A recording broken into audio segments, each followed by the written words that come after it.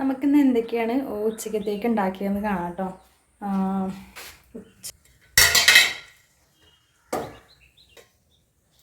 ചോറ്, ക്യാബേജ് തോരൻ, നല്ല ചൂടാണ്.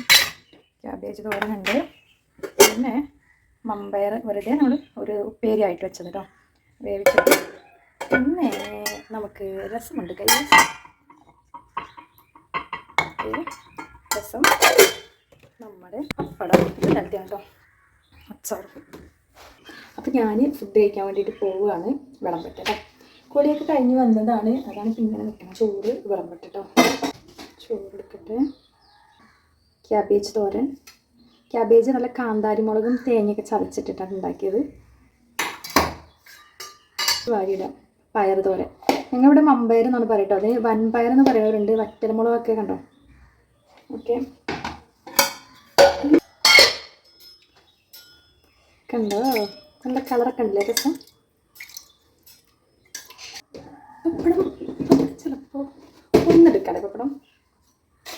ഇതിങ്ങനെ ഞാൻ കട്ട് ചെയ്തിട്ട് ഉണ്ടാക്കുന്നതാണ്. 2 എടുത്തു. പിന്നെ ഞാൻ ചോറ് തിന്നാൻ വേണ്ടി പോവാണ്. കഞ്ഞിവെള്ളം ഞാൻ ഇട്ട് വെച്ചതാണ് ഗൈസ്. ചോറുണ്ട്. അപ്പോൾ നമുക്ക് ചോറുണ്ടാലോ. ഞാൻ ചോറിനാൻ വേണ്ടിയിട്ട് പോവാണ് കേട്ടോ ഗൈസ്. കഞ്ഞിവെള്ളം കണ്ട ഗൈസ്, അതിന് കുറച്ച് കഞ്ഞിവെള്ളം കുടിക്കട്ടെ. അടിപൊളി, നല്ല ഉപ്പൊക്കെ ഇട്ടപ്പോൾ നല്ല ടേസ്റ്റ്. അപ്പം ഞാൻ ചോറിനട്ടെ.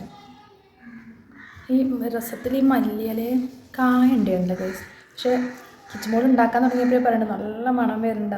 മല്ലിയിലയൊക്കെ ഇട്ടിട്ടാണ്, കുരുമുളകിൻ്റെയും മല്ലിയിലേൻ്റെ ഒക്കെ മണം. ആദ്യം കുറച്ച് രസം മാത്രം കൂട്ടിയിട്ട് ഞാൻ ചോറിനട്ടെ കേട്ടോ, ഓരോന്നിന് ടേസ്റ്റ് അറിയാൻ.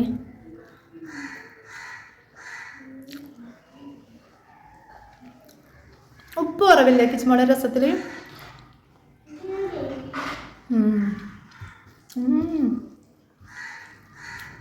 ക്യാബേജ് തോരൻ ഭയങ്കര സ്പൈസിയാണ്, കാന്താരി മുളകൊക്കെ ഇട്ടുകൊണ്ട് അടിപൊളി.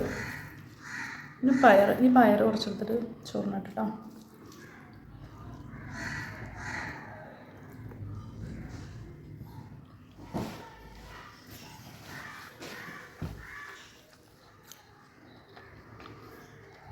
അപ്പോൾ ഓക്കെ, അപ്പോൾ ഇത്രയേ ഉള്ളൂ.